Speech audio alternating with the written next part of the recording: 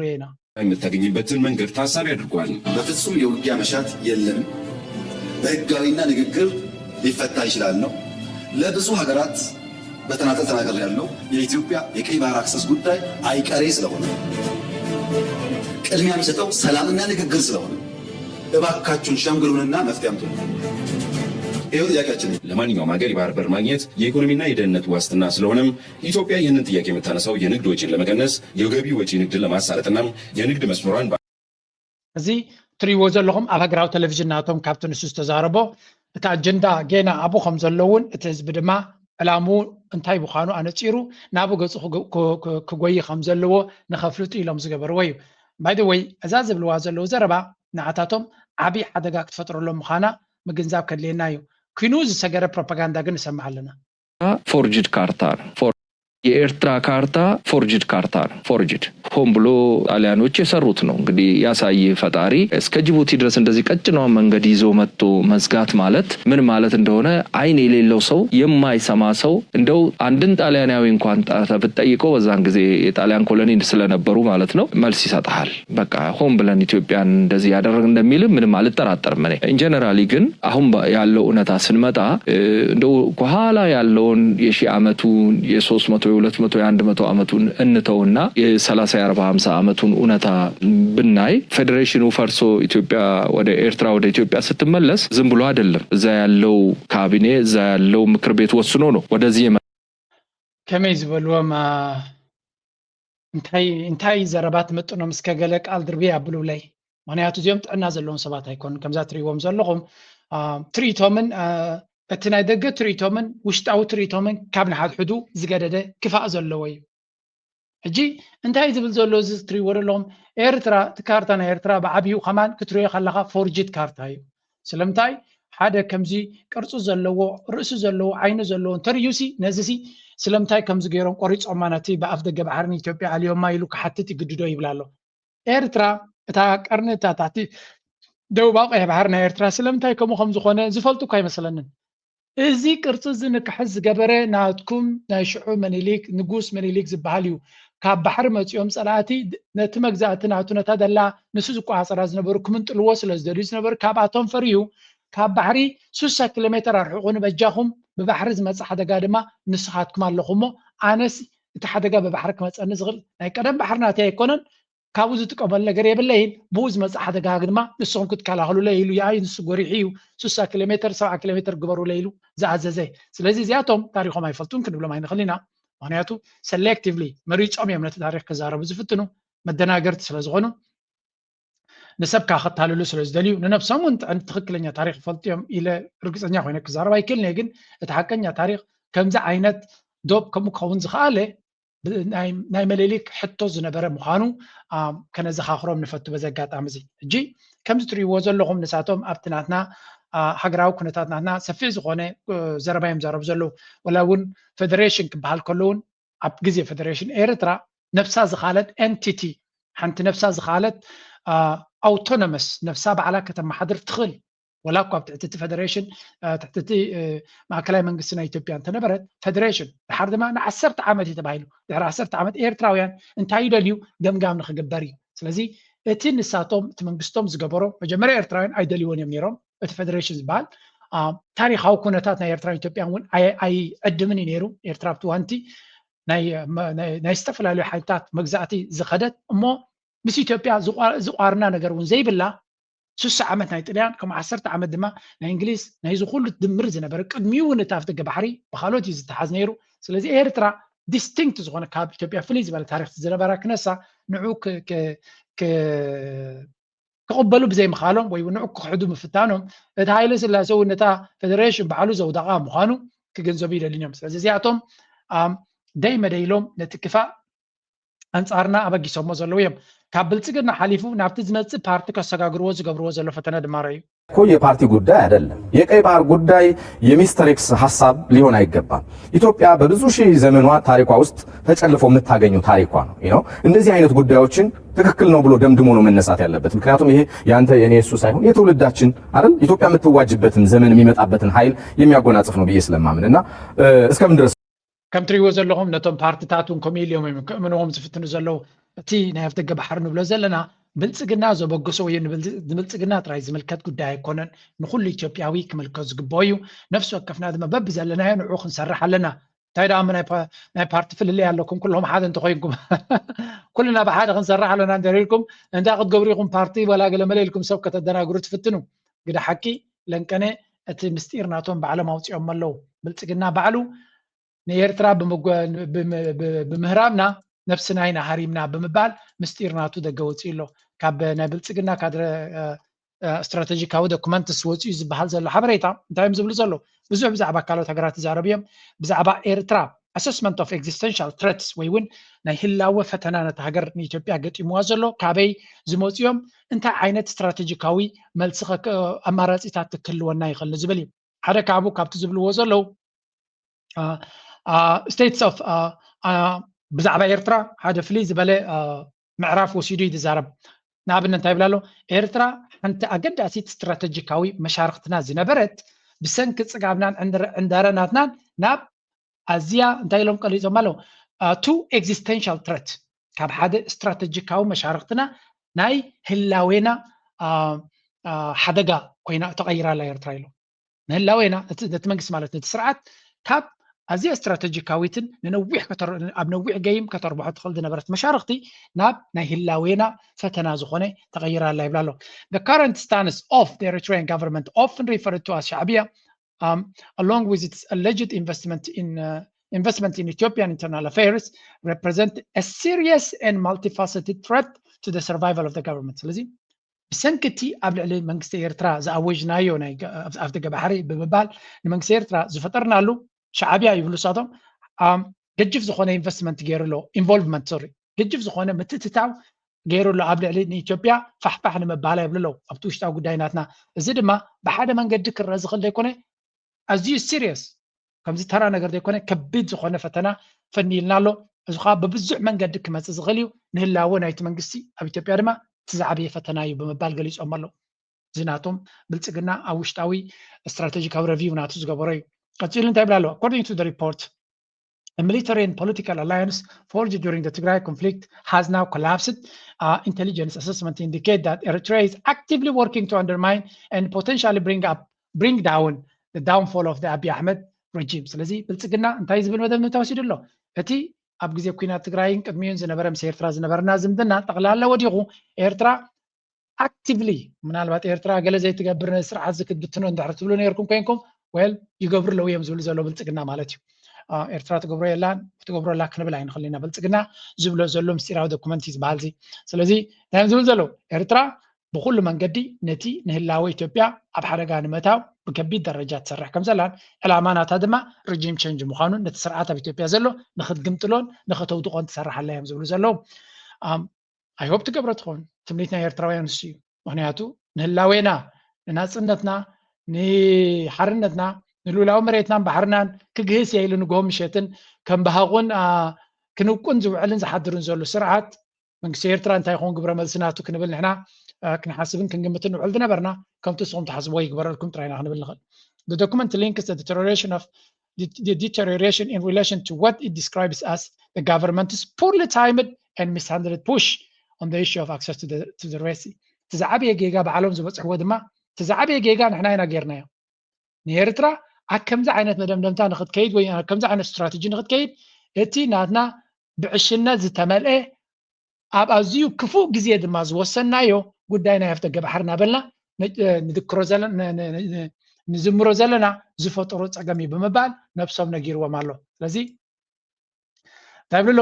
with tensions involving in TPLF commitment na bilጽግና ወስኸሉ ብስተቡዕ ፕሪቶሪያ ዘሎ ጸገም the report suggests that the raising maritime access ambition in a way perceived as threatening Eritrean sovereignty directly contributed to the recent to the renewed hostilities ስለዚህ እቲ ብጉዳይ ናይ ቀይ ባሕሪ እናተባህለ ናብ ኤርትራ ዝገብርዎ ዘሎ ኩነታት ብውስጥ ተበገሰ መንግስቲ ኤርትራ ናይ ህላወ ፈተና ኮይኑ ስለ ዝስምዖ ዘሎ እዚ ሕጂ ኣብ ኢትዮጵያ ንሪኦ ዘለና ኩሉ ዓይነት ተጻቦታት መንግስቲ ኤርትራ ዝፈጥሮ ዘሎ ይዝብል ግምት ኣሎ it further alleges that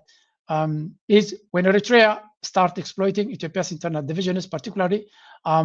by supporting Fano militia in an Amhara region through logistics, training, and intelligence. This the report claims has weakened its federal military capacity while enabling the emergence of the alternative power structures more aligned to Eritrea.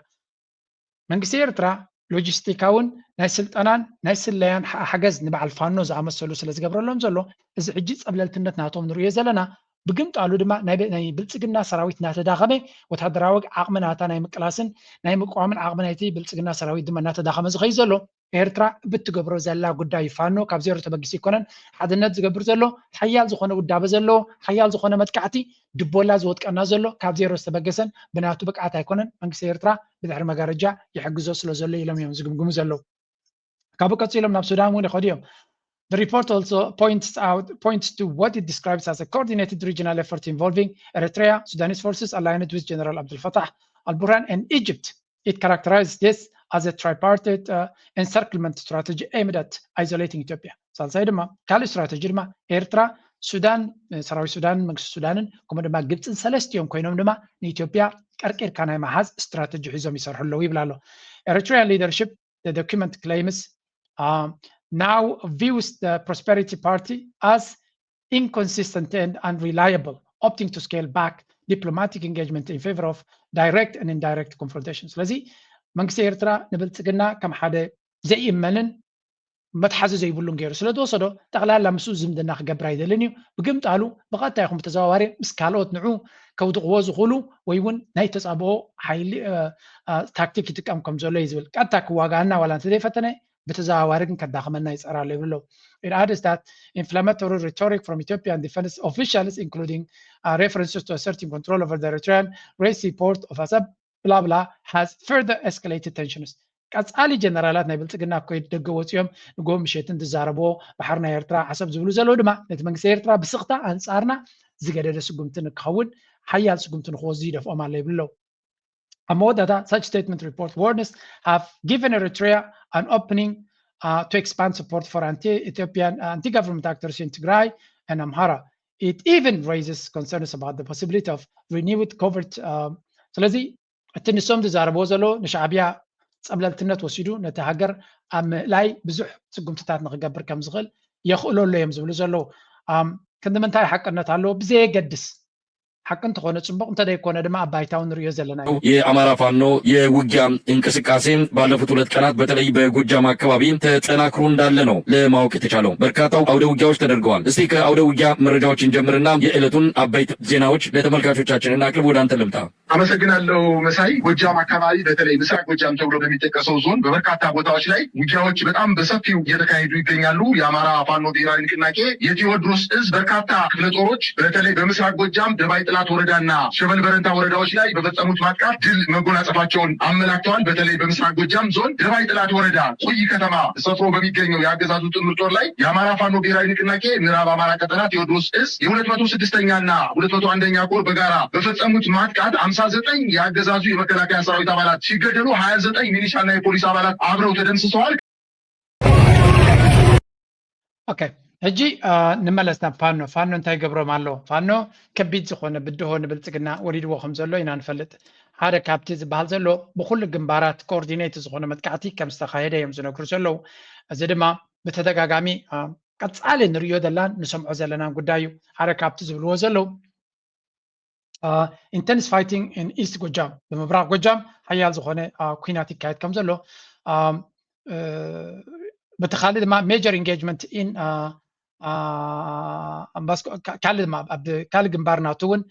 ናይ 13 ሰዓት ከቢድ ዝኾነ ግንባር ከም ዘካየዱ ከምኡውን ኣገዳሲ ስትራቴጂካዊ ሮድ ኣምቡሽ ኣብ ፅርግያታት እናኸተሩ ኣብ ወሎ ነቲ ምንቅስቃስ ናይ ፀላኢ ናይ ብልፅግና ብዙሕ ሓደጋ ይወጥቅዎ ከም ዘለዉ እዮም ዝነግሩ ዘለዉ። ከምኡ ድማ ነቲ ናይ ምርጫ ዝገብሮ ዘሎ ኩነታት ከምዘይሳለጠሉ ይገብርዎ ኣለዉ። ነቲ ናይ ምሕደራ ዓቕሚ ናይቲ መንግስቲ እውን እንተኾነ ኣብ ክልል ኣምሓራ ከቢድ ዝኾነ ፈተና ኣውሪዶም ኣለዉ። እዚ ኸ እንታይ ዘርእየካ ብልፅግና ኣብ ክልል ኣምሓራ ዘለዎ ቁፅፅርን ዘለዎ ዓቕምን ዘለዎ ወታደራዊ ይኹን ቁጠባዊ ጭዋዳ እናተረመሰ ንክኸይድ እዮም ዝገብርዎ ዘለዉ። እዚ ናይ ፋኖ ኩነታት ነዊሕ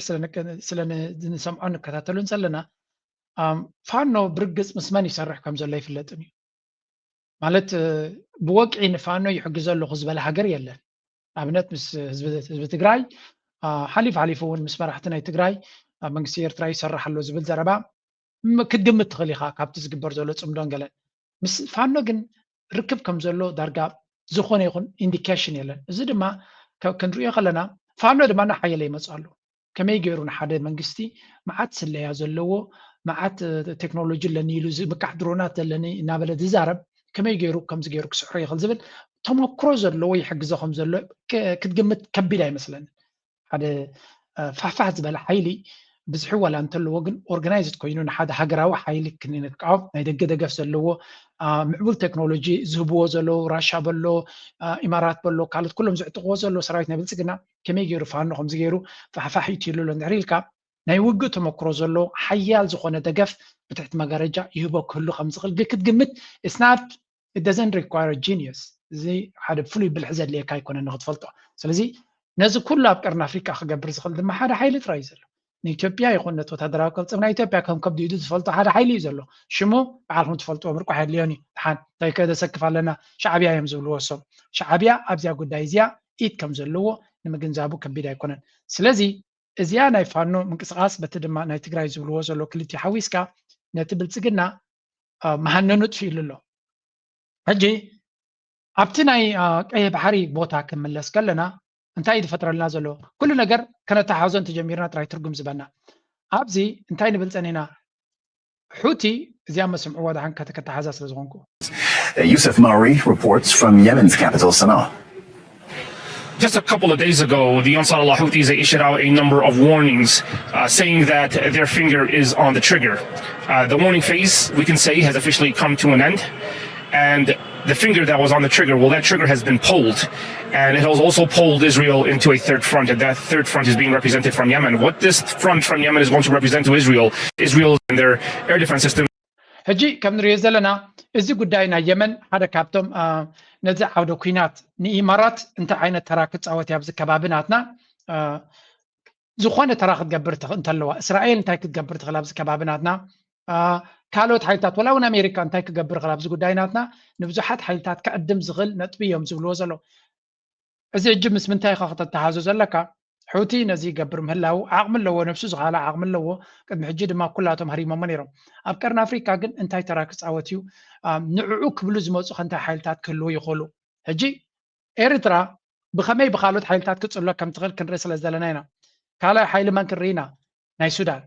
ኣብ ሱዳን ዝግበር ዘሎ ጉዳይ ከዓ ክንርኢ ክንፍትን ኢና ወርስ ጎይንግ ኦን ኣብ ሱዳን ድማ ነዚ ምዚ ኩነታት እዚ ክትሓዝ ዝኽእል ደርወስ እዚኣ መከረየኩም ቀሪብና ኣለና እቲ ኩናት ሕጂ ብወቅዒ ሓድሽ ግንባር ከፊትሎ ብመንግስቲ ጣህራን ዝድገፉ ሓይልታት ሑቲ ናይ የመን ንፈለማ እዋን ብቐጥታ ኣብዚ ኩናት ብምእታው ናብ መሬት እስራኤል ነዊሕ ርሕቀት ዝጓዓዝ ሓደገኛ ሚሳይል ተኪሶም ኣለዉ እዚ ሓድሽ ምዕባለ ድማ ንክልተ ዓበይቲ ፀበብቲ መሕለፊ ማያት ዓለም ብሓንሳብ ናይ ምዕፃው ሓደጋ አንጠልጢሉሎም ነቲ ኩለ መደያዊ ደልሃመት ንምምካድ ድማ መንግስቲ ኣሜሪካ ነታ ኣዝያ ግዝፍቲ ዝኾነት ተንሳፋፊ ማዕርፎ ነፈርቲ እትውንን ዓባይ ናይ ኩናት መርከብ ናብ ማእከላይ ምብራቕ ተዋፍራላ ክሳብ መወዳእታ ምሳና ክትፀንሑ ብክብሪ ንዕድም ወግዓዊ ምእታው ሑቲ ኣብቲ ኩናት ሓድሽ ግንባር ተኸፊቱ እቲ ሎሚ ንዓለም ዘስደመመ ቀዳማይ ዜና እቲ ኩናት ካብ እስራኤልን ኣሜሪካንን ኢራንን ሓሊፉ ብወግዒ ሓድሽ መድረኽ ወይ መበራብዓይ ግንባር ምኽፋት እዩ ኣብ የመን ዝመደበሮም ብመንግስቲ ኢራንን ብኣፅዋርን ገንዘብን ዝድገፉ ዕጡቋት ሓይልታት ሑቲ ሎሚ ለይቲ ናብ ውሽጢ እስራኤል ነዊሕ ርሕቀት ዝጓዓዝ ሚሳይል ከም ዝተኮሱ ብወግዒ ኣረጋጊፆም ብመሰረት እቲ ሎሚ ዝወፅእ ሓድሽ ዜናዊ ፀብጻብ ሰራዊት እስራኤል ነቲ ካብ የመን ዝተተኮሰ ሚሳይል ኣንጊሆም ሰዓት 4:28 ቅድሚ ቀትሪ ብፀረ ሚሳይል መከላኸሊ ስርዓት ኣቢሎም ኣብ ሰማይ ከም ዘምከንዎ ኣፍሊጡ እዚ እታ ብሰፊሑ ምስ መርገፂታት ጣህራን እትስለፍን እትድገፍን ሃገር የመን ብፍላይ ድማ ሓይልታት ሑቲ ኣብዚ ሕጂ ፀኒዑ ዘሎ ኩናት ንፈለማ እዋን ብቐጥታ ኢዳ ከም ዘእተወ ዘመልክት ታሪኻዊ ሓቂ እዩ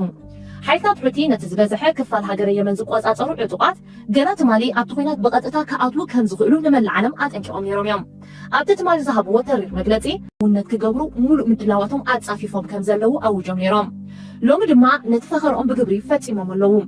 እዚ ምእታው ሑቲ ነቲ ኩናት ካብ ሓደ ዞባዊ ደረቱ ኣውፅዮ ንመላእ ዞባ ቀይሕ ባሕሪ ናብ ማእገር ሓዊ ዝቕይር ሓደገኛ ምዕባለ እዩ እስራኤል ሕጂ ካብ ሰሜን ሒዝቡላህ ካብ ምብራቕ ኢራን ካብ ደቡብ ድማ ብየመን ትጥቃዓላ ማለት እዩ ማዕከናት ዜና ሎሚ ንዓበይቲ ክኢላታት ማእከላይ ምብራቕ ብምዝርራብ ዘውፅኦ ትንታነ ነዚ ሓደጋ ብንጹር የብርሆም ኣብ ሓደ ካብ ዓዲ እንግሊዝ ዝርከብ ዓብይ ትካል መጽናዕቲ ፖለቲካ ድማ ሓይልታት ሕቲ ኣብ ልዕሊ ተኣዝዩ ኣገዳሲ ዝኾነ ዓለም ለኻዊ መስመር ንግዲ ማለት ቀይሕ ባሕሪ ተኾይጦም ስለ ዝርከቡ እዩ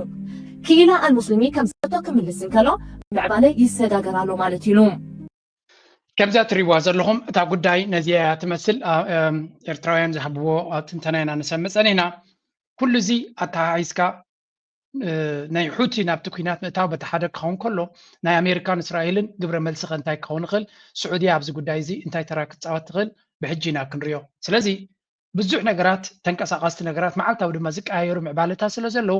እዞም ምዕባለታት እዚኣቶም ንኣብነት እንታይ ኢና ንርኢ ዘለና ብሰሜን ኩናት ወይ ከዓ ብሰሜናዊ ብምብራቕ ናይ ኤርትራ ካብ ላዕሊ ክሳብ ታሕቲ ማለት እዩ ሰሜናዊ ምብራቕ በሎ ኩሉ ብፍላይ ብደቡባዊ ምብራቕ ናትና ሓዊ ተወልዑ ሕጂ ደቡብ ናትና ኢትዮጵያ ካብ ሓዊ ዘይዕረፈ እዩ ብምዕራብ ናትና ሱዳን ትቃፀል ኣላ ዋላ እውን ቀጥታዊ ኣብቲ ከባቢ ሱዳን ምብራቕ ናይ ሱዳን ተደየለ ብሓፈሻ ኤርትራ ኣብ ከመይ ዝበለ ከቢድ ዝኾነ ከባቢ ከም ዘላ ምግንዛብ ከድልየና እዩ እዚ ድማ ንዓና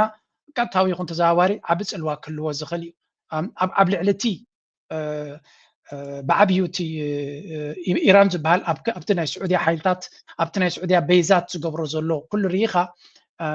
توسخناتو مالتيو كل زي كنتاتنا دمر كان ده رخيتك إيرترا كنا عاق زي كل كبيد بده أبتكا تجتشيرو خمزلو نزدما كما يجرى إيرترا هندل تجبرو انتاي سكم تكتوصل ليا بحجي كرجل قللت زي كون فتناتات جن أبزوريانا لو أمو داتا انتاي زبل مدام نمتاينا هنري مع كلام مبرق ኤርትራ ትቋፅሮ ትኽእል ኤርትራ ተጠው ከተብሎ ወይ ከተቐፅሎ ትኽእል ኩናት ኣይኮነን ስለዚ ንዓና እንታይ እዩ ነቲ ሪስክ እናረኣኻ ምቁፅፃር ጥራይ ክኸውን ዝኽእል ናይ ኤርትራ ግን እዚ ሕጂ ተፈጢሩ ዘሎ ኩነታት ንኤርትራ ኣይፀልዋኒ ወይ እውን ሓንቲ ነገር ኣይገብራኒ ምባል ዘይከውን እዩ ሶ እታ ኣብ ከባቢና ዝኸፈ ፅልዋ ዝፃወት ዘሎ እንተሎ ሱዳን እዚ ኢማራት ዝበሃል ሃገር እዩ እሱ ድማ ብመንገዲ ኢትዮጵያ ኣብዚ እዋን እዚ ዳርጋ መብዛሕትኡ ሚድያታት ዝብልዎ ዘለዉ ኣከባቢ ሱዳን ከቢድ ዝኾነ ኣብቲ ኣብዚ ሓለፈ ርኢና ዝነበርና ኣብዚ ወታደራዊ ምንቅስቃሳት ናቱ ኣብዚ ኩርሙክ ዝበሃል ከተማ ነዚ ብጣዕሚ መሰሪ ገይሮም ተቆፃፂሮም ጥራይ ደይኮኑስ ኣብቲ ዶብ ናይ ኢትዮጵያ ብዙሕ ምንቅስቃሳት ናይ ሳተላይት ኢሜጅስ ከም ዘለዎን ብልፅግና ድማ ሓያል ዝኾነ ወታደራዊ ዓቕሚ ኣብዚ ከባቢ ቀሪቡ ከም ዘሎ እዮም ዝነግሩ ዘለዉ ሓደ ካብቲ ዝብልዎ ዘለዉ this is the most likely RSF camp long reported to be inside in Ethiopia's Benshangul Gumuz region. It lies about 33 kilometers from the Sudanese border. لذي كاب زي وتهدروا مع عسكر نايدا مسار زبال زلو 33 كيلومتر كاب دوب نا إثيوبيا السودان يزركب. The camp was established بمدة 15 بيلي تجميرو نيار أبتدكو دمان إثيوبيا ناي ميسايل سنترالو تي ميسايل ون حدا كابو ناب السودان زغنا عد مسير كم زغنيهم زنقرو أبزي جتري وغلهم زي Ethiopia some site بلولو located near تقاتي نايدا مسار كامبيو زون ببدأ تغيير زولو خمس غنيم زنقرو زولو the distance between them is only less than 1 kilometer and it hosts S-225 surface to air defense battery زي هذا زخون يكون ناي نفاريد دون قال متقعت نخمس كازغل لما كلاخلي تباهلو كاب مريتنا باير نزخيت كحرم زغل مالتيو consisting of 3 launchers سلسته متوكس زلو يلوم ساتلايت ريوميوم تقبرو زلو along with at least 1P118 and تفعلي رادارن كال تكنولوجي نبت كباب كم زلو بساتلايت جيروم نتمستير ناي بلصقنا public لذي زرقحو زلو سلازي كم تري وزلهم أبزي وننتاير إنا يبلو possible ني ورسيف كامبتي معسكر زبلو زلوي over لألي شدشت ميتي تنداتات كمدما مخازينو وير هاوسز كمدما شمنت هنساتات كم زلو ابتبوتاتي كابو أرحق عبيلم دما حدا كيلومتر هيقو دما ازي ناي مكلاخلي اير ديفنس سيستم ناي إثيوبيا كم زلو يمزنو كرزلو سلازي معسكر ككلاخلي لو زلو اون كتبلو زكال كم زخونه يم ساتلايت مجلس نتي حبريتا دغدو صو زلو ሱዳን ኣብዚ ለንቀነ ጌራቶላ ዝብልዎ ዘለዉ ድማ ነዚ ይመስል ማለት እዩ ኣብ ውሽጢ ኢትዮጵያ ዘጋጠመ እዮም ዝብልዎ ዘለዉ እዚ ሱዳን ኢትዮጵያን ትሩፕስ ሃቭ suffered heavy blows ሰራዊት ናይ ኢትዮጵያ ዓብ ክሳራ ኣጋጢሞም እዮም ዝብሉ they have entered the Sudanese border to help ዳዕመ ሰሪዕ ክሕግዙ ኢሎም ሳተው እዮም ኣብዚ እጂ ተገራጫዊ ሓበሬታ እቲ ሓደ ኣብ ውሽጢ ኢትዮጵያ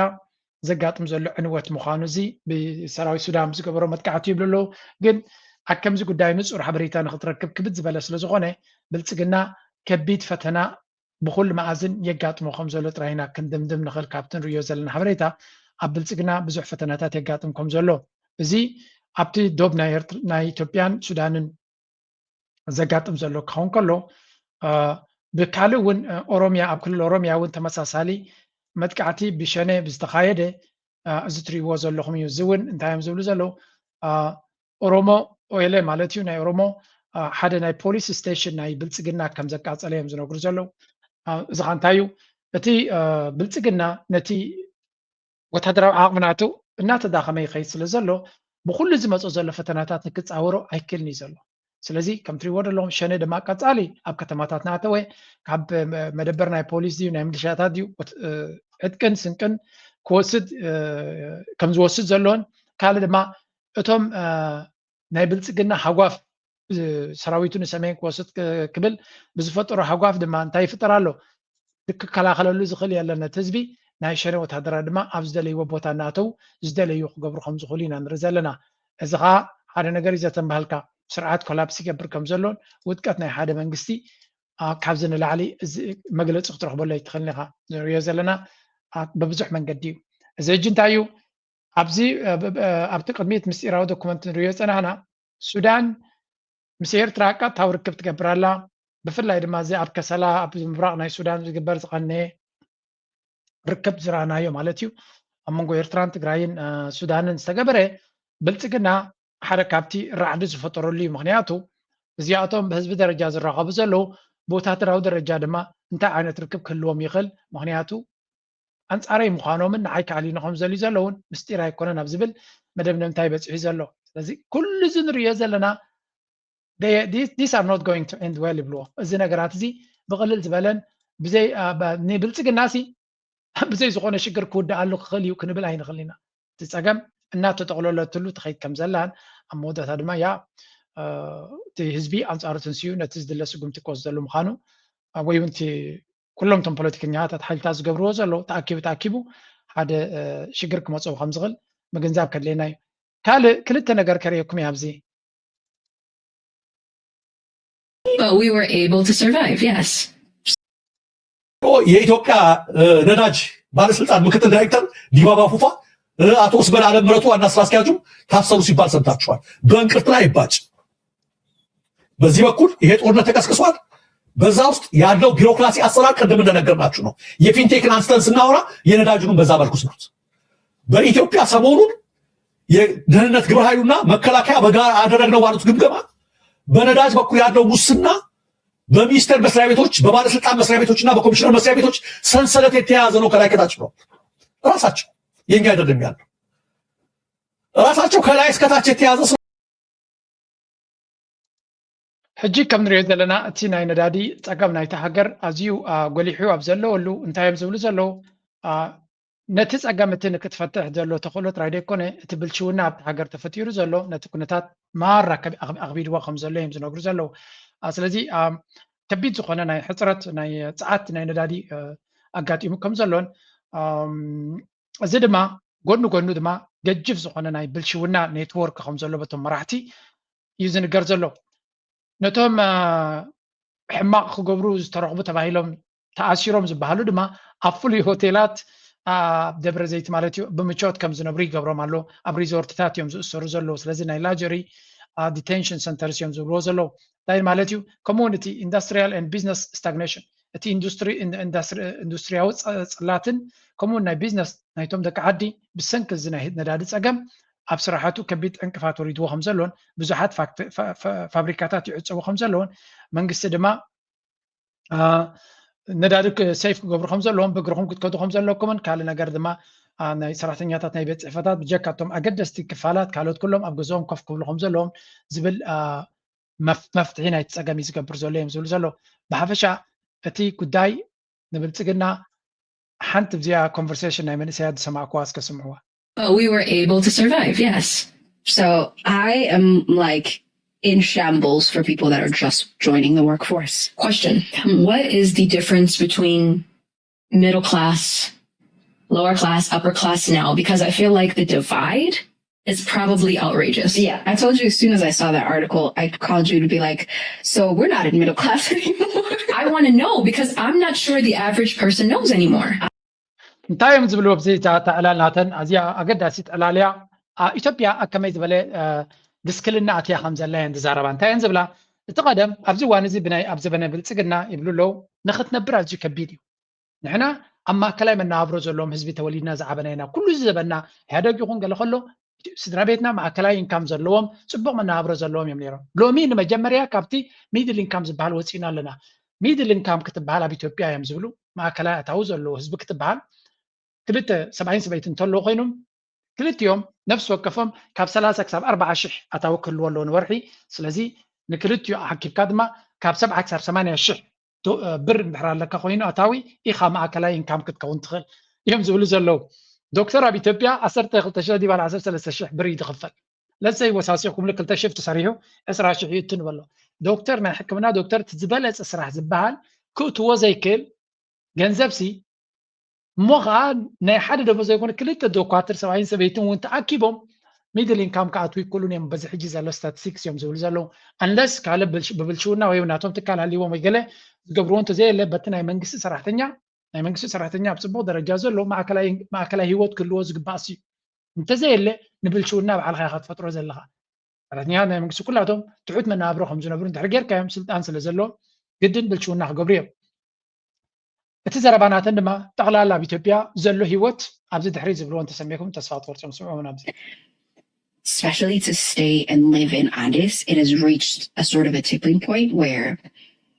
people are just here out of sheer will. That's the conclusion we came into when people will talk and say, well, in Ethiopia, like it's compared to how much everything costs and how much an average family makes, the fact that we are still living in the city is kind of hard because the math doesn't add up. You're like, well, how did you pull that off? I'm going to be honest. I don't know how the average person is surviving. That's what I mean. I don't understand it. Yeah. The math is not mathing. Like, people are really out here like, God has his hand. That's what I mean. Because honestly speaking, I've talked to several different people and I can say that we live privileged. ትጂ እንታየን ዝብላ ዘለዋት ዘረባናትን ናይ ብሓቂ ዘገርም እዩ ኣነ ሰብ ከመይ ኢሉ ከም ዝነብር ዘሎ ኣይርዳእንን እያ ትብል ዘላ ብፍፁም ክርዳእኒ ይክእል እቲ መናብሮ ጠቕላላ ክትነብረሉ ዘይትኽእል ደረጃ ብፍላይ ኣብ ኣዲስ ኣበባ ዘሎ እየን ዝብላ ዘለዋ ሓደ ሰብ ሲንግል ኮይኑ ፅግዕ ምግዕ ኢሉ ክነብር ክእል ስድራ ቤት ዘለዎም ግን ከመይ ኢሎም ይነብሩ ኣለው ፈፂሙ ክርዳእኒ ይክእልኒ እቲ ኢንፍሌሽን ዘሎ እቲ ምንሃር ናይ ወጋታት ኣብ መናብሮ ብኩሉ ደረጃ ክልከፍ ዘይክእል ዓይነት ደረጃ ሂወት ንስድራ ቤታት ኣጋጢሙ ከም ዘሎ እዮም ዝነግሩ ዘለው ስለዚ ኣብ ከምዚ ዓይነት መድረኽ እዩ ድማ ብልፅግና ሃገር ትሕንበባላ 8% ጂዲፒ ንዓብለና 9% ንዓብለና ዝብል ዘሎ ናው ኣብ ልዕሊኡ ድማ ነዚ ናይ ነዳዲ ሪጋን ስቃይን ወስቐሉ ሎጂስቲክስ ወስቐሉ መናብሮ ሰብ ናብ ስራሕ ክወፍርን ክኣቱ ናብ ዘይክእለሉ ደረጃ ክበፅእ እዩ ነገራት እስቤዛታት ካብ ሓደ ቦታ ናብ ሓደ ቦታ ክንቀሳቀስሉ ዘይክእሉ ፀገም ክፍጠር እዩ እንተመፅኦም ድማ ናይ ነዳዲ ዋጋ ጥራይ ኣብ ልዕሊ እቲ ዝነበሮ ወስቐሉ ነዳዲ ስለዘይርከብ ዘሎ ኩናት ናይ ኢራን ብቐሊሉ ይፍታሕ የለን Now you can add all these things and ኤርትራ ነዚ ሕጂ ዘሎ ኩነታት ንብልፅግና ብምፅማም ጥራይ ክስዕረያ ዝብል እምነት ኣለና ብምፅማም ጥራይ ሓንቲ እንተደይ ጌራ ኤርትራ ነዚ ኩናት እዚ ስዕራ ክትወፅእ ትኽእል እያ ናተይ መደምደምታሲ just we have to ኤርትራ ብልፅግና ወራር ክገብረላ ይኽእል ዶ ገለገለ ግረፍ ወሱ ኤርትራ ነዚ ተፃዊራ ትኽእል እያ everybody knows ብልፅግና ይፈልጥ ወላ ካል ኤርትራ ፀገም ናይ ነዳድን ገለ መፅይዎ ዘሎ ካብ ካልኦት ነገራት ዝበለፀ ኤርትራ ክፃወረ ትኽእል ነገር እዩ ምክንያቱ ሓደ ኤርትራ ከምዚ ነገር እዚ ኩሉ ግዜ ስለ ዘጋጥም ንግዚኡ ከንቀሳቀሳ ዝኽእል መኻዚኑ ክህልዋ ከም ዝኽእል ነቲ ጉዳይ ናይቲ ሃገር ምርዳእ የድሊ ካልኣይ ድማ ኤርትራ እዚ ፀገም እዚ ኣቐዲማ ዝገጠመቶ እያ ስለዚ ኦልሬዲ እቲ ህዝቢ ነዚ ኩነታት እዚ ብሰንከቲ መንግስቲ ስለዘየጋጥም ዘሎ ክርዶ ይኽእል ኣብ ኢትዮጵያ ግን ነዚ ነገር እዚ ክፃወሩሉ ዝኽእሉ መንገዲ ክህሉ ይኮነን and it's going to be a matter of time ብልፅግና ኣብዚ ጉዳይ እዚ ንክቕፅል እቲ ከምዚ ዘሎ ሓጓፍ ድማ እቲ ህዝቢ ካል እንታይ ክደሊ እዩ መዋፅኦ ክደሊ እዩ ከምዚ ሕጂ ዘሎ መድረክ ክትጥቀመሉ ክትክእል ኣለካ ዝብል ድማ ክንሪኢና ኩሉ ፖለቲካዊ ፃውዒት ልደቱ አያሌው እባላለሁ የፊታችን ቅዳሜ መጋቢት 26 ቀን ታላቅ የተቃውሞ ትዕይንተ ህዝብ በኢንተርኔት አደባባይ ይካሄዳል ይህንን ታሪካዊና ታላቅ የተቃውሞ ትዕይንተ ህዝብ በአገር ውስጥም ሆነ በውጭ ሀገር የምትኖሩ ኢትዮጵያውያን በሙሉ በእጃችሁ ስልክ ወይም በቴሌቪዥን ላይ በቀጥታ በመከታተል ለህዝቡ ትግል ያላችሁን አጋርነት እንድታረጋግጡ ጥሬን አቀርባለሁ። ጦርነት ይቆም፣ ሰላም ይስፈን፣ የግፍ አገዛዝ ያብቃ። كم تريوا زلهم لدتا يالو دما نهزبي ناب حدا سلاماو سلفي بأونلاين سلاماو سلفي نخجبرو مخانم أو يتجبرالو زخا نتزبي أب كريتيكال درجة يزلو كبيت زخنا مواطرالو سلزي مواطر مفتاح كتبرلو كتبوا كتكلال لك زين تغيرنا كوينات توابيلنا ترى لدينا هجرنا خدم محضر لنا يلكا نتزبي كتأمنو زلكا كنتاتيو نعود ما أتي بمحرا يكون بخال وجنات بقول من جدي تمساسالي تبغى صوتاتيو زر زلو بتخونه نريو زلنا حنتي أبزي على زارب وازلو كل تسلست كابتي كنتات زلو كم تعلكم كفتني and this is going to be اسكازيا نسمعيا what is going on أبزي اللغات ناب سعود عرب كلونا إثيوبيا من قصدي مالت بتلقى قامكم سيتراون دراتي مكور كوي كاتسال النت بزلو مالتي كمكورن كلو ناو سودانون كم ناو كالون كم مالتي خدم كلو حدا أبقى يحب حدا زغون بوتا خحس معرب تقراي يفتح تراخ زي بقى قلسي سبروجكت زي لكن حالي مملاسن يكون زقود دايزي بايزول إثيوبيا بحدا خلوا يكون زقبر زلو أمانغو تقراي أمانغو أمحارا حزي أمحارا بقدي بقى بقدي مستقراي تواقو بقى مخنياتهم حزي معرب تقراي سي بقى تقراي حزي بجبوت بحقي بسرعة سي أكرا خارتو هاي لا يكرمن هو هاي كرمن أكرا خارتو هاي كقرروا تغينوس كليات منقستات يلووا ممو تناي كل المنقست مستحد منقست تزرايو زي فتحوا قداينا فيدريشن توسد قالوا يفلتن ناي من نتحطون بجبوت بسرعة حقن لا تقراي بيت مخري قالوا يفلتن تقراي مخري بيت زي ملسو بيت مخري تقراي زي ملسو يو فيدريشن مخري تكبر حصل سلازي حزي بسور تقراي منقست زي ولو قزعات زي تملسو نسنح بعلسي مسامحارا نمقرጫው ወይም ድማ ናይ ግዛት ጉዳይ ከም ካርድና መዘዝካ ሓንሳ ኣምሓራ ሓንሳ ትግራይ ናልካ ሓንሳ በዓልካ ናሓስካ ዘይ ዛሪ ካብ አዲስ አበባ ናብ 600 ኪሎ ሜትር ወይ ግዛት ኪሎ ሜትር 700 ኪሎ ሜትር ርሕቁ ኮይናት ክግበር ምግባር እዩ ሶ ንተውን ይሄ ጉዳይ ንኤርትራ ሂቡ ኢልኩም ሕሰብዮ ንድሕር ሂቡ ኣብ መንጎ ትግራይ መንጎ በቲ ኣምሓራ እውን በቲ ትግራይ እውን ብዘላቂ ናተቋራቆስካ ናተዋጋእካ ንምንባር እዩ ሶ ታይዳ ይርባሕ እዚ ባሕሪ ይኮነ ዘርባሕ ስልጣን ይውሕስ እዩ حزب هزوي مثلا تاوي حتبو نايس انت حتن يو نايس 50 كلتن اديتاتخا ابوتاتخا قداماتخا زفرسه قصر حدا صلاح حزب تግራይ قصر حدا يبلكالو حزب تግራይ ካብ ብልጽግና ወጻይ ካብ ኦህዴድ ብልጽግና ወጻይ ማንንም ጸላ ይውሉ ማንንም መጨረሹ መከራኸር ዝባል መሬት የለን አይነበረን ጽዋውን አይሉ ትግራይ በታሪካ ከምዚኦም ዝበሉ ነውራም ጠላማት ገጢሙ አይፈልጥ እንደ ዓለሙን ከምዚኦም ዝበለ ገጢሙ ዋዲ ይሆን አይፈልጥና አንበብኩን ሞ አቡኻ ዘጥፈ አዲኻ ዝደፈረ بحقك يحتى تشكر دي عينورني زي ما دي شابه خوينهم حزب حزب تግራይ ንخطف ተመንት የግል ድርጅት መስራችና ባለቤቶች የሆኑት ዳንኤል ዮሐንስ ኢየሱስና ግርማይ ገብረ ሚካኤል ይደጉ የተባሉ ተጠርጣሪዎች ታዋቂና ተጽዕኖ ፈጣሪዎችን በመጠቀም ከ1200 በላይ ዜጎችን በማጭበርበር የ1.7 ቢሊዮን ብር ጉዳት በማድረሳቸው በ19 አይነት የተለያዩ ወንጀሎች ምርመራ ጣርቶባቸው ለአቃቤ ሕግ በመላክ ክስ መመስረቱን የኢትዮጵያ ፌደራል ፖሊስ አስታውቋል። መጀመሪያ ክሱ የቀረበው ለአዲስ አበባ ፖሊስ ጠቅላይ መምሪያ ቢሆንም ምርመራው ውስብስብና ከፍተኛ ልምድ የሚጠይቅ ድንበር ተሻጋሪ በመሆኑ በተደራጀ መልኩ መጣራት ስላለበት ከም ትሪእዎ ዘለኹም ኣብዚ እዚኦም ሰባት እዚኣቶም ኣብዚ ሶሻል ሚድያ ናይ ኢትዮጵያ ብዙሕ ሓፍኮፍ ክብሉ ንሪኦም ዝነበርና ሰባት ኩላ ተለፊዳ ከም ዘላ ትንገር ዘሎ ብፍላይ እዚ ኣረን እንታይ ዓይነት መንነት ኣለዎ ኤርትራዊ ኢሎም ብሽሙ ክኸስዎ ንሰምዕ ኣለና I don't know if you know it you just tell me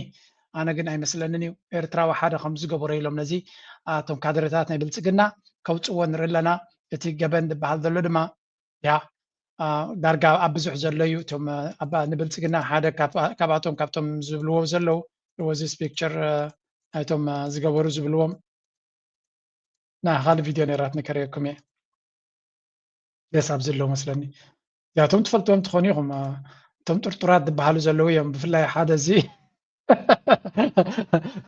እዚ ሓደ ካብቶም ነዛ ሶሻል ሚድያ በፅቢፅዋ ዝነበረ በቃ ብሃብቲ ናቱስ ዝፈስስ ሃብቲ ከም ዘለዎን ድሕሪ ኣብይ ኣሕመድ ሪጋ ሒዘ ዘለኹ ፕራይም ሚኒስተር ክኸውን እናበለ ሕልፍ ሓሊፍዎ ድማ ከም ኢሎን ማስክ ንሰማይ ዝኸይድ ሳተላይትስ ክገብር እየ ዝብል ዝነበረ ብዝኾነ ከም ትሪእዎም ዘለኹም ናይዘን BYD ዝበሃላ ኤሌክትሪክ ካርስ ብዝብል ወላቲ ኣዶናይ ዝበሃል እውን ኣብኡ ፕሮሞት ይገብር ከም ዝነበረ ገለ ይኸሱ ኣለዉ ኣይዶነ ብኡ ክፅሎ ይኽእል ድያ ይፅሎን ኣይፈልጥን እየ ግን ብዙሓት ሰብ ኣብዚ ጉዳይ እዚ ኣብ ብልሽውና ተታሒዞም ከም ዘለውን this is going to be it's not going to end well ብሉ ኣለዉ ንብዙሓት ፀለውቲ ሒዙ ክልክም ዝኽእል እዩ ብልሽውና ስለ ዝኾነ ግን who cares ገበነኛታት ኣብ ሕጊ ተቐሪቦም ወላ ሓንቲ ሕማቅ ክስምዖ ዝኽእል የለን ከም ትሪእዎም ዘለኹም ሃይ ኳሊቲ ላይፍ ዝመርሑ ዝነበሩ እዮም ዝተረና ይዘብል ብልሽውና ኣብቲ ሃገር ካብ ላዕሊ ክሳብ ታሕቲ ዝተገተረ ጎቦ ከም ዝኾነ ተር ዝበለ ሪጋ እዩ ዕድለኛ እንድሕሪ ኮንካ ጥራይካ ድማ ሰብ ግዜ ስለ ዝኾኑ ድማ ነቲ ግዜ እናተጠቐሙ ዝገብርዎ ዘሎ እዩ ብዛዕባ ፅምዶ ዝበሃል ዘሎ እስኪ ሓደ ክልተ ክበኩም ኣብዚኣ እዛ ፅምዶ ትበሃል ዘላ ከመይ ዝበለ ቆላሕታ ረኺባላ ኣብ ትግራይ ኣይተረዳእኒ ግን ብጣዕሚ ፅቡቅ እዩ ንግዲ ኣይኮነን ኣበይ ረኸ ፅምዶ ቀደም እውን እኮ ኣፍታ ሩዋ ናይ መረብ ብክልተ ሻዕ ቀሺ ኤርትራውን ትግራዋይን ይቀየር ተባሂሉ እኮ ተወሲኑ እዩ እዚ ሕጋዊ እዩ ህዝቢ ንህዝቢ እዩ ዝራኸብ ዘሎ እቲ ናይ ሕይ ፅምዶ ግን ናይ ጥፍኣት ፅምዶ እዩ እቲ ናይ ጥፍኣት ፅምዶ ንኩናት ንሕማቕ ተመክሮ ህዝቢ ትግራይስ ኣብ ዘንተ ዕለት እዚ መፀካ ምዚ ተሓቢርና ክነጥፍእ ኢልካ ኢና እናተባህለ ኣብ ናይ ኩናት ሃዋህው ኮይኑ የድልየና እዩ እንታይ ተጠቒምና ሕዚ ንኣብነት ሻዕብያ 55 ወረዳታት እዩ ሒዙ ነይሩ ኢሮፕ ኣሎ ኣብ ዝተወሰነ ቦታ ብዛላምበሳ እውን ኣሎ 50 ገለን ወረዳ እኳ ሕዚ ነፃ ወፂኡ ኢትዮጵያ ህዝቢ ሱዳን ማለት ህዝቢ ኤርትራ ህዝቢ ትግራይ ይራኸብ ኣለኩ በዚ እውን ሕዚ ጀሚሮም ኣለዉ ምስ ዓፋር ምስ ህዝቢ ኣምሓራ ትኾንና ግን እንታይ መስለካ ፋኖ እውን ሕዚ ናባና ዝተኩሰሉ ነገር የለን ምክንያቱም ኮመን ፀላእ ኣለና መንግስቲ ኤርትራ እውን ናባና ዝትኩሰሉ ምክንያት የለን ሕዚ ማለት እዩ ምክንያቱም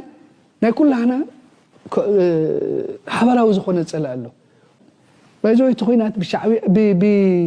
ብኤርትራ ይጀመር ብኣና ይጀመር ንክልቴና ሓንቲ እያ በትሪ ታፅምዶ እውን ነዚኣ ኣብ ሓበራዊ ረብሓ ዝተደረኸ እዩ ከምዛ ትሪእዋ ዘለኹም ነቲ ፅምዶ ክዕንቅፁ ዝደልዩ ዘለዉ ባንዳታት ብወገን ትግራይ ነቲ ፅምዶ ከበላሹ ሕቐይ ክብሉ ከለዉ እቲ ትኽክለኛ ትግራዋይ ግን ነቲ ኩነታት ብፅቡቕ መልገፂ ወላ እውን እቶም ተጋጊዮም ዝነበሩ ሓደ ካብቲ ካብ ጌጋ መንገዲ ዝምለስ ዝክገብሮ ዝኽእል ስራሕ ድማሮ እዩ ስታይ እዩ ብስሩ ፅምዶ ከዚ ኣሕና ሒዝናያ ናዛ ትርጉም ሓደ ግዜ ካብ ኤርትራ ስለልተላዓለት ዛ ፅምዶ ብሕማቕ ዓይኒ ንሪኣ ሰባት እነና ንሱ ሓደ ካብቲ ንኣወልቲ ዕድ ኣብቲ መጀመርያ ብተደጋጋሚ ዝቃወሞ ዝነበረ ኣብቲ ሓራ መሬት ዝነበረ እዩ ሕጂ ግን ተረዲእኑ ተመሊሶ ክብል ከሎም it is very helpful እዚ ጌጋ እዩ ፅምዶ ማለት ትርጉሙ ሓድነት እዩ ሓድነት ህዝቢ ማለት እዩ ፅምዶ ማለት እዚ ማለት ኣብ ኢኮኖሚ ሶሻል ፖለቲካ ረብሓታትና ሓቢርና ንጠቐም ማለት በቃ ትርጉሙ እዩ ስለዚ ኣብ ኢኮኖሚያዊ ኣብ ሶሻል ኣብ ፖለቲካ ረብሓ ምስ ኤርትራ ኾነ ምስ ኣምሓራ ህዝቢ ኾነ ምስ ኣገው ኾነ ምስ ዓፋር ኾነ ሓቢርና ንጠቐም ሓቢርና ንዕበ ግጭት ተብሎ ምፁ ሰዓታት እውን ሓቢርና ንቱ ላብ ግጭት ለእትየና ኣሎ ሓይሊ ሓቢርና ንሞክቶ እዩ ስለዚ ዝልፀሎ ሰብ የለይ ማለት እዩ አንቶ ሰይጣን ተደጋጊሞ ዋዋ ታይ ሰይጣን ልብል ነገር ድምፂ ምክንያቱ እንድሕር ለሰላም ልጸልእ ሃልዩ ሲኡ ማለት እዩ ሰይጣን ማለት እዩ ተኸክል እዩ ማለት እዩ ስለዚ ሰላም ክጽላእ ይውሉ ሰላም ኢሉ ልመጽእ ሓይሊ ናልኾነ ይኹን ጎራውትና ክንቕበል ይግበአና ስለዚ ቅድመ ሕዝልቱ ጎዳና የኣኽለና ኣብ ዕፅዋይ ክባይ 300 ሲስ ብስሩ ብስነ ስርዓቱ ሲ አመንጎ ዶክመንት ዳዲሲ አመንጎ ትግራይን ኤርትራን ኢትዮጵያ ናይ ኢትዮጵያ መንግስት ባሃገብ ዙ ጉዳይ ዚ ታዩ ነይሩ ታዩ ተፈጢሩ ካብ ናይ ትግራይ መንግስት ምላሽ ከታዩ ሕዚ ሰባት ወጢጦም ናብ ዝኾነ ቦታ ዝወስድዎ ዘለው ከም ሓደጋ ዝሪእዎ ዘለው ኤሊት ክብተን ዝገብርዎ ዘለው ጽምዶ ዝበሃልስ ታይ ማለት እዩ ታይ ተፈጺሙ ትግራይ እንታይ ያረኺባ ኤርትራ ከታ ያረኺባ ኢልካ ምርዳእ ከመይ ገይሩ ያቤካ ከመይ ገይሩ ሓላፍነት መውሰድ ያቤካ እዚ ብስሩ ባይዘወይ በቃ ማለት ክልተ ነገር እዩ ሓደ ጽባሕ ንጎተ ተሸይለልካውን ناتي يخونن يلكان زخون أكلات كتركس مدلاي كون نم سبزي كالعل ندحر كوينو عاوزي ثلاثة أكلات اللو حلفنا تكوسو دزقبو منجستي ودورة دزمرها ودورة دزمرها أفت منجستي أماني إلين على من اللو دبرت إن زمرها منجرينو زلتو أماني إل زلو ولو فالساعة زمرها جون مقبة ودن بيتي ماشا زلو ولو إزي حلفنا تزوه إرترا كاب إثيوبيا مفلايا سلازي كم تريبو زلهم اتسمدو صبوغ زخونه عوانتاو غزغاس اب زغبرلو زلو حنكولتي اي سانون سلو زخونو نسمع اسكبزي ويس تغودي إرترا كاب إثيوبيا مفلايا تتقيمادو ويس تغودي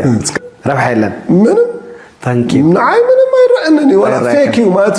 فيكيو إرترا مصي خلي ندعد بترونك تسونو ولا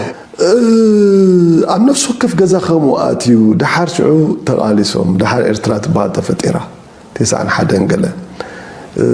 حجي كم زي sometimes كم تقعد كنا من الخير دينام تاتا إرترا انت ايتي إرترا زبال إرترا تبال تدلا دحار شعو كاب إثيوبيا تفعلها أوكي ماليس كا شعوها كاب إثيوبيا تفعلها نتا إثيوبيا خم تدلا يمزلك تدلا اوكي إرترا خابي إثيوبيا مفلاسي what is the sense تاي عينايت sense بقى عيناي تدلي موت سنو مالتي تا هاجر من تا إرترا لبينا تفلات أوكي لازي حجنا من تا كلمة سينا مو تتحوس دو أتلست ولا إرترا إثيوبيا تبايلنسي كم زكاب هاجر سينا زيكاس ناي زيجنتو بص معزة وانا قلت فترة الوقت كلا الله حج أنا زي من البات كم دفرت وكم صوت أخي مسلم نقول يوم كم أتوز أبايت هذا اللغة تهاجر كابت بعداوي سرعات كحارة انت وصلت تهاجر قلناي وحدات سبات يا زلمه انت اينا ابزي تهزبنا ناس انت اينا زي ددل يا زلمه هو مچم مسغزي بزح عندنا كنسمع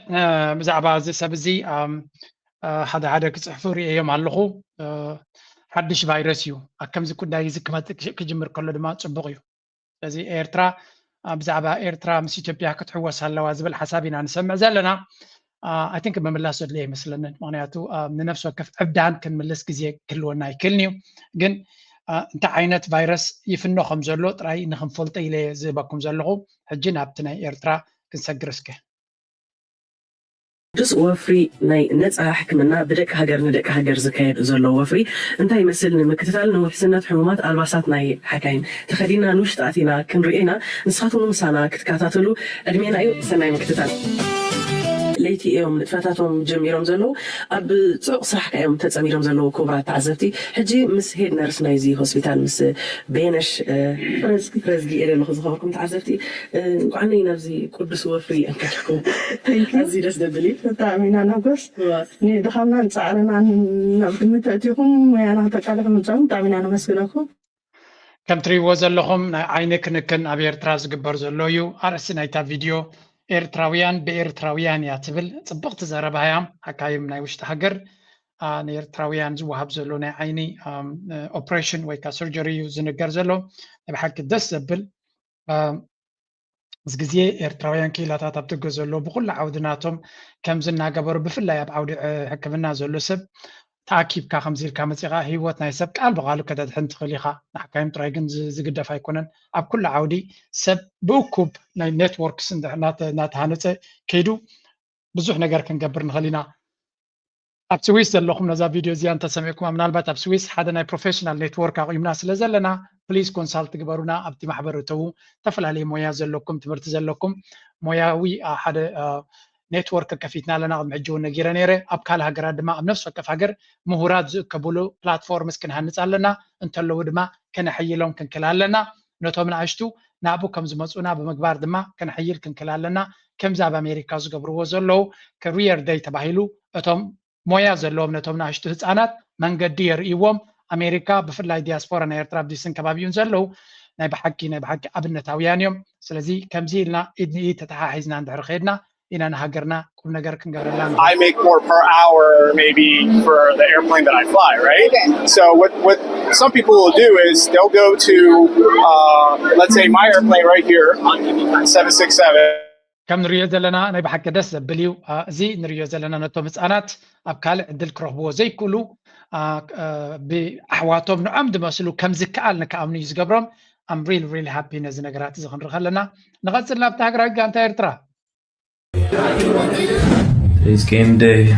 Alhamdulillah, what a great opportunity this is to represent your nation in something that you never take lightly. This is something that I've been dreaming about since I was younger, and subhanallah, it came true. So كم تري وزل لهم أبال هجرات جانتا زغنا فاهم إبراهيم زقبر زل فلوجز I hope إيرترا أنت تتابعوا فاهم إبراهيم تبلا بيوتيوب المتيلو سلمتعي أتي صوتات رايت كلبسي نهي ميديا عقم خلوها خلالو we really need highlight كجبر زخلو ندخل من كساسات نايتا جانتا بما بفيديو ناقطعو بسيل ناقطعو ناب إيرترا كم سؤلنا زخلو ناب ميديا كم سؤلنا زخلو سبات يدليونا له.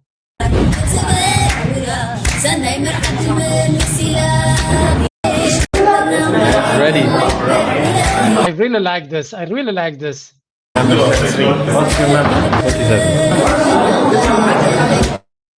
We really need this kind of سلطاتن فيديوتاتن أنا نبحكي دس بلتني. Thank you فاهم. keep it up. كم زين عند زلنا نتسعو تازر إينا سبن دللنا زغد حالنا أفتاتر فوقزيهم كله بميديا أنت وريدو دما نتاقانتا أبي فنان كهبناي نتوم تيفيزو دما بقول نتاقانتا غينا نكاتل حانت زربا بزياب سوشال ميديا سمعكوا الله اسكسمعوا هزن هاغراويت غانتا إرترا زبقع ተጻዋታ ይስተባህለ ሲታ ሃገራዊት ጋንታ ኩሉ ግዜ ዝበለጸ ተጻዋታ ክትሕዝ ስለ ዘለዋ ዝበለጹ ተጻዋቲ ክትመርጽ እቲ ኩሉ ግዜ አምልክት ሕቶ ብስፖርታዊ ዓይነት ትሪኦ ከለኻ ማለት እየ አምልክት ሕቶ ዘይኣቱ ነገር እዩ እዚ ናይ ሃገራዊ ግጥማት ዕድል ከምዚ ኢላ ሃገራዊት ጋንታ ኤርትራ ክትጻወት ምኽኣላ ነቲ ናይ ውሽጢ ሃገር ውድድራት ዘሕግዝ ዝደፍእ ዘቁርን ዘይኮነስ ነቲ ናይ ውሽጢ ሃገር ውድድራት መሊሱ ዘዕቢ ክኸውን እዩ ዘለዎ እቶም ናይ ውሽጢ ሃገር ውድድራት ንከምዚ ዓይነት ኣህጉራዊ ፀወታታት ኣብ ግምት እትዮም ኣብ ዕላማ ሒዞም ንክሰርሑ እምበር ንዕኦም ሞራሎም ዝቀትል ዓይነት ክኸውን የብሉን ቀንዲ ነዚ ክንዛረብ ዘለና እውን ንሕና ኣብዚ ሚድያ ዘለና ኢና ቀንዲ ዕላማናትና ኣብ ደገ ዘለው ተፃወቲ ኣብቲ ሃገራዊት ጋንታ ስለ ዝመልኡ ንሕጎስ ዘለና ከይመስለኩም እንታይ ደኣ ኤርትራ ናይ ኩሎም ኤርትራውያን ናይ ኩሎም ኤርትራውያን እያ ደገ ዘሎም ውሽጢ ዘሎን እቲ ዝበለፀ ታለንት ድማ ምስ ግዜካ ውሽጢ ክመፅእ ኣይ ኖው ስ ምክንያቱ እቲ ሃንገር እቲ ጥሜት እቲ ናይ ዓወት ፅምኢ ኣብ ኤርትራ እዩ ዝያደ ዘሎ ስለዚ ንግዚኡ ምናልባት ምስ ዘሎ ኩነታት ናይ ሃገርና ደገ ዘለው ተወዳደርቲ ክመስሉ ይኽእሉ ይኾን እዮም ወይ ኣፀብለልትነት ከርእዩ ይኽእሉ ይኾን እዮም ምስ ዘለዎም ዕድላትን ፀጋታትን ክንሪኦ ከለና ምስ ግዜ ግን ግዜ እንድሕር ሂብካዮ ኣብ ደገ ዘለው ኣብ ውሽጢ ዘለው ዝያዳ ታለንት ክኾኑ ከም ዝኽእሉ እየ ዝርዳኣነ ብፍላይ ነፍሲ ወከፍና ኣብ ደገ ዘለና ድማ ምስ ግዜ ነናትና ክለባት ክንሕዝ ነናትና ግራስሩት ቲምስ ሒዝና ንዖም ክንድግፍ ተጀሚርና ነናትና እኳ እንተይኮነ ብሓደ ኮይና ሓደ ኣብ ገዛውቲ ድዩ ኣብ ዓበድ ከይዲ ድዩ ገለ ንእሽቲ ቆልዑ ሰፖርት ክገብረሉ ዝኽእል መንገድታት እንድሕር ፈጢርና ታለንት ኣብ ኤርትራ ብቐሊሉ ክወፅእ ክእል እዩ ቀርኒ ኣፍሪቃ ድማ ብፍላይ ኤርትራ ድማ ናይ ታለንት ቦታ ኣለዋ ናይ ታለንት ሜንታሊቲ ኣለዋ ወይ ናይ ኣብ ላዕለዋይ ደረጃ ፐርፎርም ናይ ምግባር ብቅዓት ከም ዘለዎም ንርኢ ስለ ዘለና ነዚ ነቶም ኣብ ውሽጢ ዓዲ ዘለዉ ኣጆኹም ንስኻትኩም ኢኹም ቀንዲ ነቲ ሃገር ንዓኻትኩም ቀንዲ ትዕድል እዮም ዝብሉ ዘለዉ ሃገራዊት ጋንታና ናብ ኢስዋቲኒ ከም ዝኣተወት ገለገለ ቲፌዞ ድማ ምስኣ ከም ዘለዉ ዘርኢ ስእልታት እውን ርየ ነይረ ኣብ ካልእ ግዜ ድማ ዝተፈላለዩ ስእልታት ናምፃኹ ከርእየኩም ክፍትነ ዓወት ንሃገራዊት ጋንታና ተስፋ ንገብር ኣቶ ያሬድ ኣብ ኤክስ ፈለው ዘይትገብርዎ ዘለኹም ኣቶ ያሬድ ፈለው ግበርዎ ብዙሕ ፅሑፋት ብዛዕባ ተፃወትናትናን ታለንትናትናን ዝፅሕፍ ዘሎ እዩ ያሬድ ተስፋይ ኣብ ኤክስ ፈለው ግበርዎ ኣብ ፌስቡክ ንህሉ ኸውን ኣነ ስለዘየለኹ ኣብ እምበር ኣብ ኤክስ ግን ናይዚ ሓደ ፍሉይ ጎልጎል ዝበሃል ታለንት ናይ ኤርትራ ብዛዕባኡ ፅሒፉ ነይሩ ሕጂ ቴክኒካዊ ኣማኻሪ ናይታ ጋንታ ኮይኑ ዘሎ እዩ ከምዚኣቶም ዝኣመሰሉ ኤርትራውያን ንክንፈልጥ ዝሕግዘና ካልኦት ንኣሹ ውልዶ እውን ይመፁ ከም ዘለዉ እዩ ዝንገር ዘሎ መዓልታዊ ሓድሽ ነገር ንርኢ ኣለና ኣይ ሆፕ እዛ ሃገራዊት ጋንታና ፀብለል ክትብል ቀፃልነታ ውሑስ ክኸውን ተስፋ ንገብር ኣነ ድማ I'm always going to say something about them ነቲ ሃገራውነትና